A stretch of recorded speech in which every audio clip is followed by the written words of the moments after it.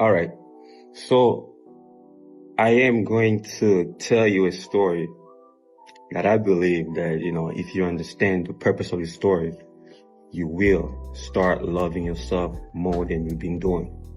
Right? So the story goes like this. Back in the days, right, there were those religious leaders, they called them the Pharisees.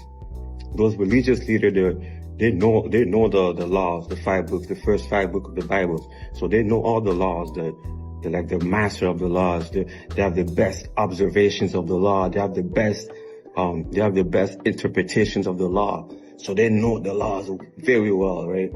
So these guys, they feel like they're superior. They're like superior human beings because they know the laws. They know the 5 books, the first 5 books of Hebrew Bible, right? So they came up to Jesus. They're like, yo, bro, there's so many laws. Like, you have like 613 laws, and then you have 248 positive laws, and you got 365 negative laws. So how can we memorize all these laws, man? That's a little too much, right? That's a little too much, right? Like, come on, 613 laws.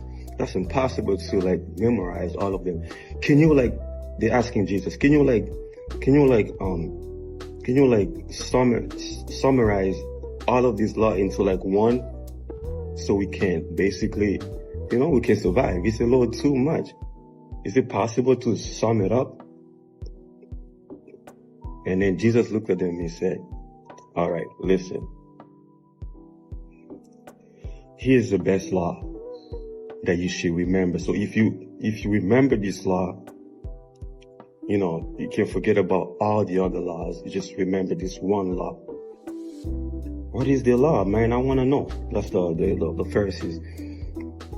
Jesus was like, okay, love the Lord your God with all your heart, soul, mind, and strength.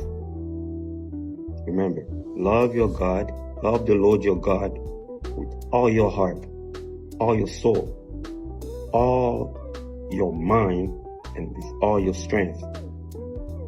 The second law is this. That's Jesus. Love your neighbor as you love yourself. There is no commandment greater than this one. I'm like, what? Love your neighbor as you love yourself. So there's a prerequisite before loving your neighbor. Is to love God, is to love yourself. Love God with all your strength, all of your abilities, all of your capacities. The second one, let's not love your neighbor. It's love yourself. I believe that the problem that people have is because we do not love ourselves. Like, you don't love yourself. You don't love your abilities. You don't love your judgment. You don't love your qualities. You don't love your standards. You don't love your desires. You don't love your concept. You don't love anything about you.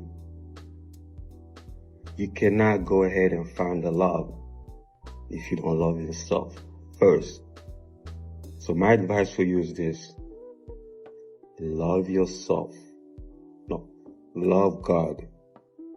Love yourself. Believe in yourself. Have passion for your calling, for your youth, for whatever you think you are. Have passion for that. You come first. You are the first priority. Love yourself.